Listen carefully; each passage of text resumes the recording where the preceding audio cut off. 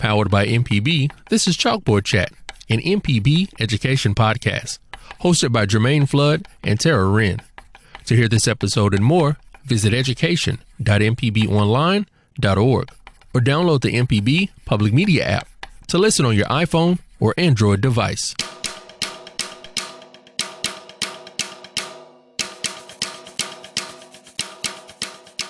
Welcome to Chalkboard Chat. Germaine Flood in with you today, and my guest today possibly needs no introduction. She is an established author, department chair, and associate professor of English at Jackson State University, named the Eudora Welty Research Fellow in 2013, and Tougaloo College's 2014 Humanities Teacher of the Year. Also, the founder of MOJO, that's Mothers Obtaining Justice and Opportunities. That's a nonprofit organization. In addition to all of that, she serves as Mississippi's capital, City of Jackson's First Lady and wife of Chokwe Antar Lumumba. He's the 53rd mayor of Jackson. And of course, I want to go ahead and welcome her. This is Dr. Ebony Lumumba. Welcome to Chalkboard Chat, Dr. Lumumba. Thank you. This is so exciting. And that was such a dynamic, energetic introduction. I hope I live up to all. I try to give you the most Apollo introduction that I love can. it. I felt the love. Yes, so I am so glad that you are here on Chalkboard Chat. Of course, you are in the MPB podcast family already. So welcome to the new show. I guess you would call this the sister podcast of everybody. I'm the baby sister. I'm new. So glad that you are here. So we'll just go ahead and get started. I always open up with just a simple question. What is the fondest memory of a chalkboard from your childhood? Oh my goodness. So because I think I've always just been led and designed to be a teacher, my fondest memory is actually not of a chalkboard, but something that I used as a chalkboard as a child. So my parents had this painting that I think my mom had gotten from Goodwill or some place where she didn't necessarily care how we destroyed it. And I would use a pen cap and pretend that I was writing on this painting that came from wherever and teach my stuffed animals. And so that's my fondest memory because I think that was my jumping off point, right? My origin story for being an educator. So great. Now, I wasn't doing any kind of teaching anybody.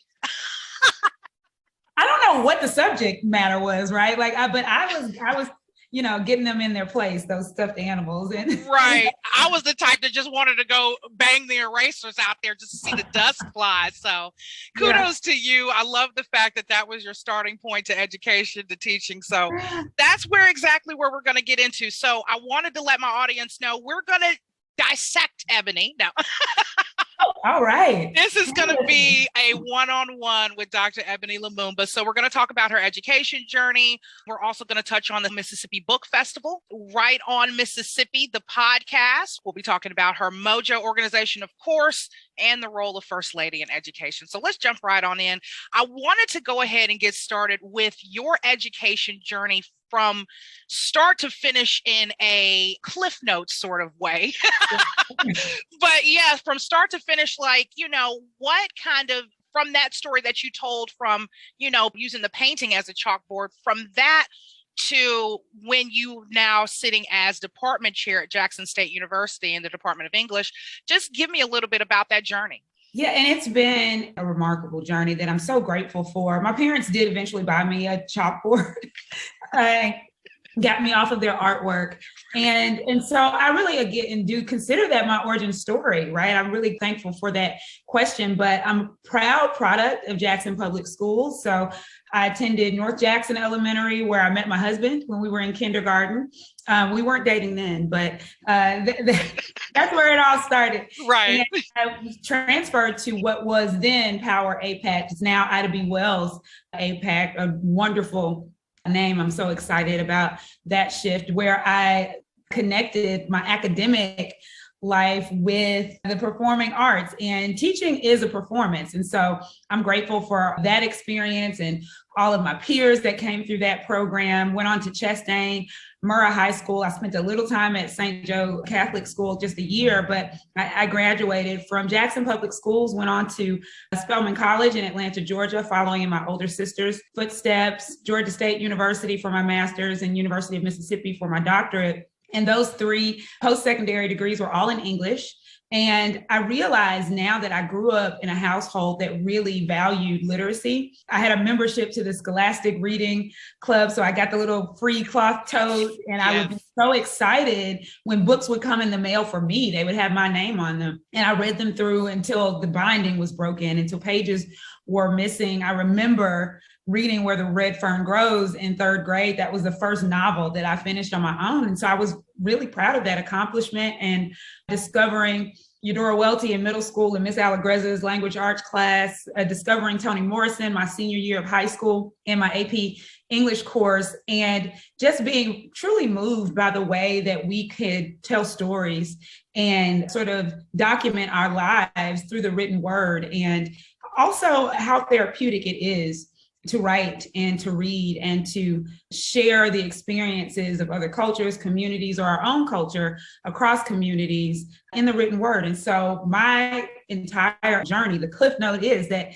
it's all really been driven by reading and literacy and the love of stories and books and mythologies and all of those things that connect us with one another as, humanity. Yeah. I wanted to talk about your position right now as department chair of English. I know you came from Tougaloo. What was the transition from there going into now sitting as full department chair over an English department? Has it been challenging? Has it been enjoyable, rewarding? What have you gotten out of that? Yeah. So I was department chair for 5.5 years at Tougaloo of their English department, English and foreign languages. And so, but there still was a learning curve, moving from a small private HBCU to a state-sponsored, much larger HBCU, the largest department by faculty on JSU's campus during a global pandemic. Right. So as you can see, I'm not afraid of a challenge, or I'm a masochist, one or the other. Right. One or the other. I just like to abuse myself. But it has been a gnarly transition, but one that I value. I, quote my dad here with saying that it's been character building. And so I appreciate the challenge and the shift in culture and environment.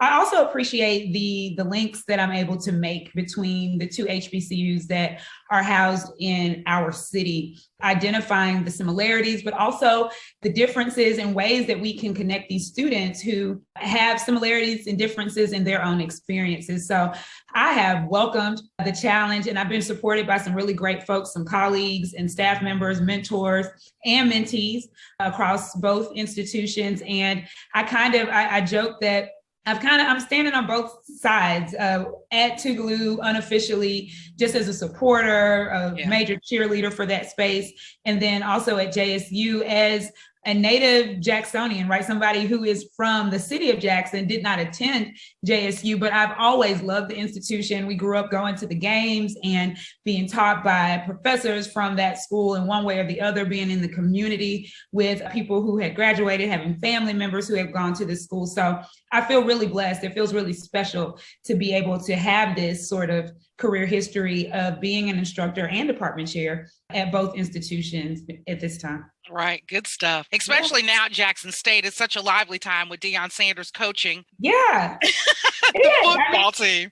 So the funny thing is that, we both kind of came on board to JSU at the same time. So I'm grateful for Coach Prime, taking the pressure off. All eyes were on him, and I was able to really have a very calm onboarding where, there wasn't much attention placed on my transition. A lot of folks don't even know that I've transitioned from one institution to the other. So I credit Coach Prime for just, taking the pressure off. Got your hands in both of those buckets still. Yeah, for sure. Now, non-seamless transition, but I wanted to go back to books and your love of reading. And just kind of, full disclosure to me, I am a avid reader as well. And just a little bit of back history, I was not as formal with my reading. I had this penchant for wanting to go to libraries and take books and never return them, whether whether it be the school library or the city library. And I would always get fussed at because my mom would get the fines and be like, you need to find this book and take it back. So let's get into the Mississippi Book Festival and reading off of that transition there. But I wanted to talk about that. Mississippi Book Festival held on the state capitol building and grounds in Jackson. You are involved with the Mississippi Book Festival. Tell me about your involvement with that. So my involvement with the book festival has really matured over the years in a way that I'm really grateful for. My initial exposure to the book festival several years ago was as a panelist. So one of my articles had recently been published at that time in an anthology, and I was just kind of asked to come and talk about that work with some other scholars that I get the privilege of working with. And I fell in love. I thought, this is amazing. It was my first time being at the festival. I think it may have been the second year, but my husband and I spent the day there and we ate from the food trucks and we went to the panels and we bought books and t-shirts. And I was just so excited to have our capital city highlighted in this way, have literacy highlighted in this way, and just have a really fun family experience that surrounded Mississippi and books, because that's the nexus of my sweet spot, right? Mississippi and books. So that matured into moderating a panel, I think, the very next year, and connecting with Holly Lang, who is the current executive director of the festival, and her asking, me how I felt about hosting a podcast that would support the festival and advertise some of the authors that come to our home state and city to talk about books and to talk about their work and to engage with our residents. And so I was honored, floored. We talked about it and mulled it over emails and text messages and phone calls, came up with the name Right On Mississippi, which I think that was my idea. Holly says it was. I don't remember, because there were so many wonderful conversations about how to make that live. And, she and her team, they did all of the groundwork to bring it to life. And my first interview was Angie Thomas. Yes. Who she knows I'm like her number one fangirl. And it was so organic. And that same day that we recorded the first cycle of the first episodes of Right On Mississippi, which is, there's a play on words there, obviously. But yeah. I think I interviewed Salman Rushdie and John Meacham. It was just this all-star lineup of writers from all of these different genres. I mean, I think I was shaking as I was interviewing Salman Rushdie because, I studied him in graduate school. So I felt like we got a chance to talk to these folks in a way that they weren't used to being interviewed, that centered on literature, obviously, but also just culture. And we weaved in Mississippi with literally every interview some sort of way. And it just, folks loved it. And I had a really great time. The authors were so gracious to give us their time, and that grew. And so now it's grown to this podcast where, I pop in from time to time as the host, but the hosts have changed. KSA Lehman has served as a host, Ellen Rogers, just, whoever we can get together at the time to talk about these books and how they connect to what we're going through daily in our society and how Mississippi plays a role in all of that. Now I've been a board member, now I'm an advisory board member for the book festival. So I get the opportunity to be in the room, right? In the room where it happens, when we're scheduling these writers and authors and publishers to be here. And I'm just grateful for that experience, because it really means a lot to me for the representation of my home state to be one that is rich with culture and art and beauty and diversity, which is what the book festival, I think, brings to our city and our state. Again, those authors are just so gracious to give us their time and to bless our communities with their brilliance. Yeah, books are always a great thing, and I love reading, so that's perfect. When it comes down to the podcast world, tell me, how have you been liking the reception that you've gotten from the Right On Mississippi episodes? Oh, I love it. I mean, it comes from folks from every walk of life, which is rewarding and really remarkable. You'd be surprised at the folks who are like, I really loved this episode with Casey Sepp, or I really loved this episode with Richard Ford. For me, that's been rewarding, just walking in the community, and folks will have listened to a podcast that we recorded a couple years ago, but they just found out about it.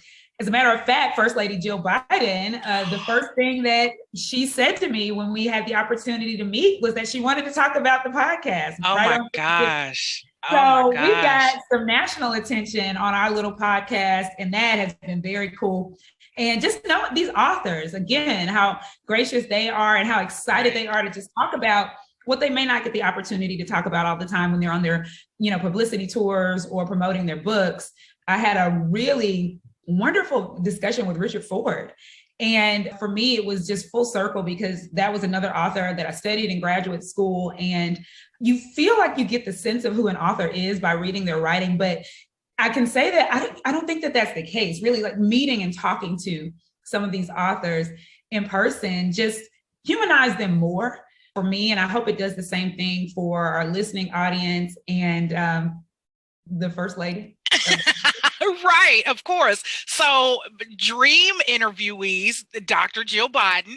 Yeah, she's got that's one of my dreams. When they gave me the education podcast, I was like, and then she got in office, I was like, oh yeah, that's the dream interview. And then second dream interview, Angie Thomas. So, I mean, you've gotten to touch everybody who I have just a penchant for wanting to sit down and talk with. So just kudos to you for all the work you've done there. Just thank you. Great stuff. Great stuff. Now, to my listener, if you've never listened to Right on Mississippi, it's a podcast taking you inside the minds of America's most treasured wordsmiths. And of course, this is brought to you all by Mississippi Public Broadcasting and the Mississippi Book Festival. So I want everybody to go out there and check that out. Now, it's so cool. Right. Now, in addition to you, me, what I was about to say, in addition to you doing everything, has nothing to do with me. It's you just cool people. Also find time to write and be an author, which I think is amazing. Let's talk about some of your works. I've got a couple maybe here in front of me. The Matter of Black Lives in American Literature, Eudora Welty's Nonfiction and Photography, as well as a demonstration of life signifying for social justice in Eudora Welty's The Demonstrators. Talk to me a little bit about maybe those two titles and just your start with, okay, I'm going to sit down and I'm going to be an author. What started you off? And, just give me that. I can remember being as young as 13 and wanting to be an author and trying to figure out what the trajectory for that would be. As far as those titles that you've mentioned, I remember also seeing the film The Help and reading the book The Help and wanting to respond to some of the issues that I thought existed across those texts or manifestations. And I remember scouring the internet looking for someone who was saying what I was thinking, and I couldn't find it. And then like Toni Morrison, who was still living at the time, I just, felt emboldened by the spirit of her work. And she would say, if there's a book that you want to read that's not out there, you've got to write it. And I mean, that was a horrible paraphrase, but that's the general She said that. No. She said something like that. Okay. And I thought, and I sat up in my little apartment in Oxford, Mississippi. I was a graduate student at the time. And I wrote my first article, which was about the use of language and dialect in Catherine Stockett's The Help, as well as the use of language and dialect in some of Eudora Welty's fiction. And that's really where my publication history started. And so I've just been motivated I have these thoughts all the time, and they're everywhere. They're on Post-it notes, they're in my notebooks, they're on my cell phone. I get these thoughts and then I just make the opportunity to sit down and put them together into something palatable and manageable. But everything that I've published thus far, and I believe that everything that I will publish moving forward, really focuses on the existence of Black women and how we are presented, portrayed, illustrated in various realms. And that is something that obviously means a great deal to me within my own identity. I'm raising 2 daughters with my husband. And so I have this strong, close-knit community of Black women who have supported me, who still support me and guide me through all of these different roles. And so I always find that my work sort of shifts in that direction. And so I'm really writing what I believe, what I've researched and come to know, and what I want other people to have the access to knowing through my work. You mentioned the Welty Fellowship from 2013, which seems forever ago.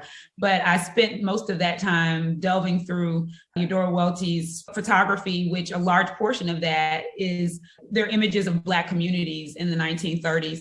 And so I want to represent what my questions are about communities, my community specifically, that wasn't documented in those ways, right? In photographs, because that was a thing of privilege not too long ago, to have a picture taken of you or where you live or what you were like on the daily basis, not all, gussied up or dressed up like we are today. I'm interested in that. I'm interested in the documentation of who Black women have been and who we aspire to be. And so all of my writing moves in that direction. The Matter of Black Lives in American Fiction really grew out of the way that I was negotiating teaching American literature at a historically Black college. I was at Tougaloo College at the time, and I really took issue with, in the Department of English, one of the major literary canons that we have to teach because that's the expectation within the discipline is American literature. But I knew that as a student of American literature, that I rarely saw myself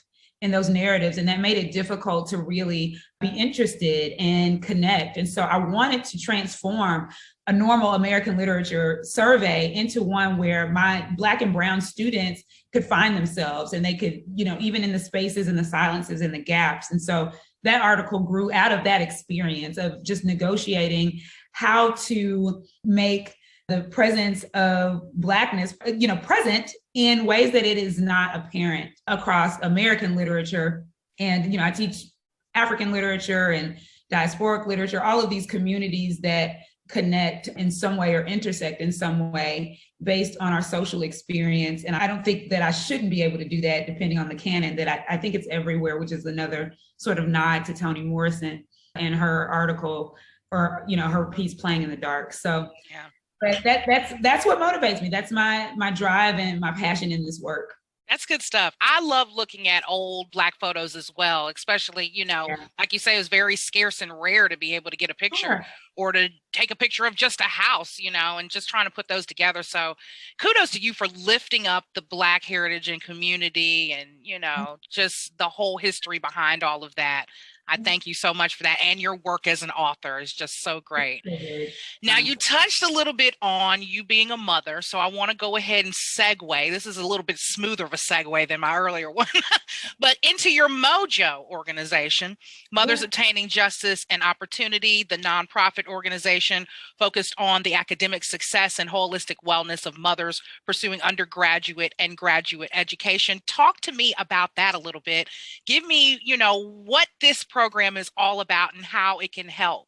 Yeah, so this is another, part of my journey that grew out of experience and just kind of honing in on a need or a necessity. In my first year as a professor at Tougaloo College, I was also pregnant with our first child, and I noticed that I had students who were also gestating fetuses, right? And who were already mothers when they arrived on that campus as a student.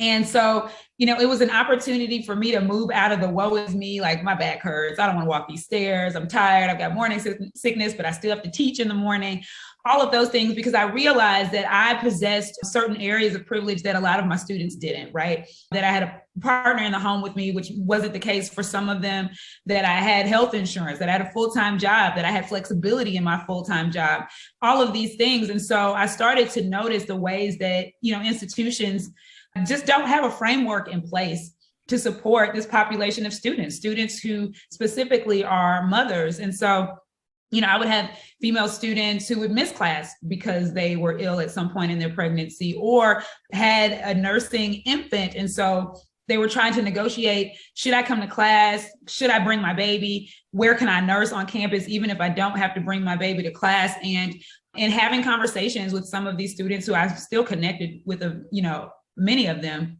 I just started to, out of my pocket, start to fund things that they didn't necessarily have access to at the time. So like prenatal vitamins, or I would bring them breakfast because I needed breakfast, right? Let's both eat a banana right before class so that we don't self-destruct, or allowing them to, if you got to, not bring your baby to class because that's a liability to that child and these other folks in this classroom. We don't want to make that connection if we don't have to, but go take care of your child and let's develop an alternate curriculum for you to get through the semester. And, I really realized that there just wasn't resources in place. And so through that, I was able to, on that campus at Tougaloo, identify a room that was for mothers. And there were no restrictions on that room as it was associated with what could happen on campus. So they could nurse their children, they could take a nap, they could do work in a space where they weren't being, singled out as students who were different in this way.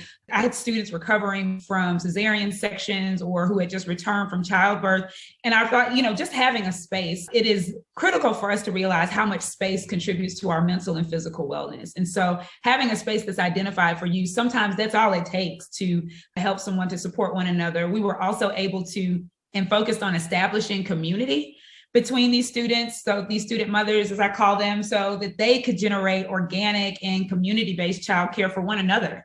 Right? If you're in class at 11 and I'm in class at 12, well, we can flip-flop on who keeps each other's, child while we're in the lecture hall and not have to pay these exorbitant fees for childcare.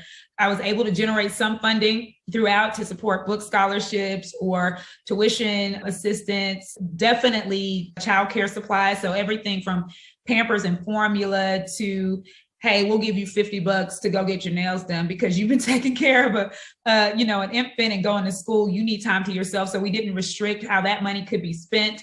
It's just been a really wonderful and organic kind of evolving journey with MOJO. I'm at a new institution. We're in the middle of a global pandemic. So direct services are limited, but we were able to do some emergency COVID grants to moms. And again, not restrict how that money could be spent, but just to support your education, your child's education, nutrition, health, all of these things. And we've also been able to donate books to incarcerated mothers who are enrolled in educational programs. And so it's been a very small effort and it evolves with the need. That's really my hope for this. But I want to continue some aspect of it all of my life because I do know what it feels like to be a student and a mother. I was a graduate student as a mother, but I also don't know what it feels like to be in certain circumstances. And I want to support the education of our women who are also childbearing so that they don't get lost in the shuffle and isolated and not supported. So That in a nutshell is what MOJO is. And I don't know where we'll go in the future or what it will look like, but it will always support mothers who are also learners. Right. Good stuff. I love all of that. And it kind of goes back in a hand. I heard you say about the incarcerated mothers, your help with them. July's Chalkboard Chat series was dedicated to Mississippi prison education and reentry programs. So such a great deal there. I love all of it. When it comes down to funding, can people still give to MOJO?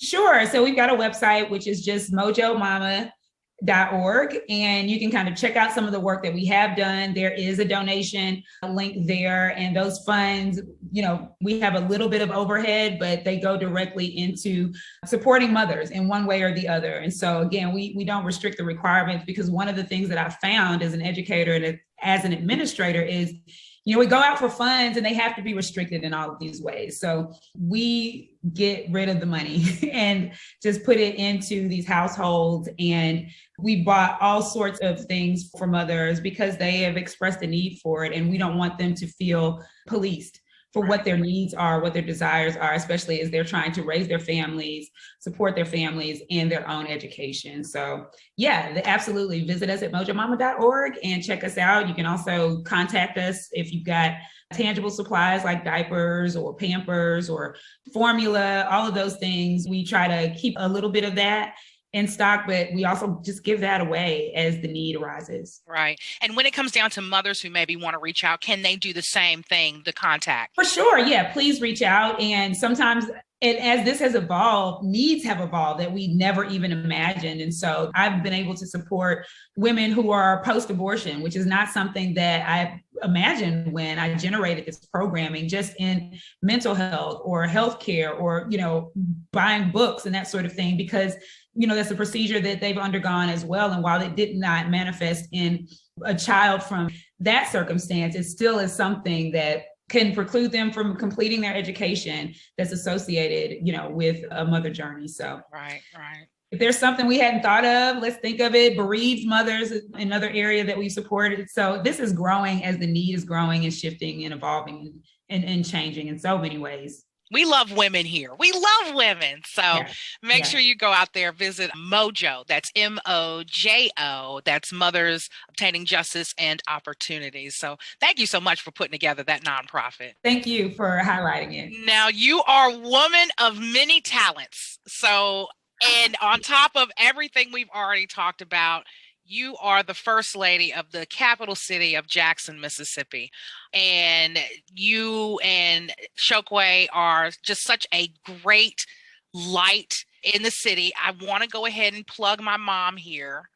So my mom's name is Ruby Williams. I don't know if you can give her a shout out. Miss Ruby, hello. And we are such fans. Mama thinks you are the Michelle and Barack of Jackson. We love you, Miss Ruby. We just love you both so much. So I wanted to go ahead and shout her out before we even get started talking about your work as First Lady. Yeah, she's going to be super excited about this. But of course, your work as First Lady, in addition to you being a mother, and in addition to you doing everything else, how do you balance it all? What does your schedule look like? Are you buzzing all the time?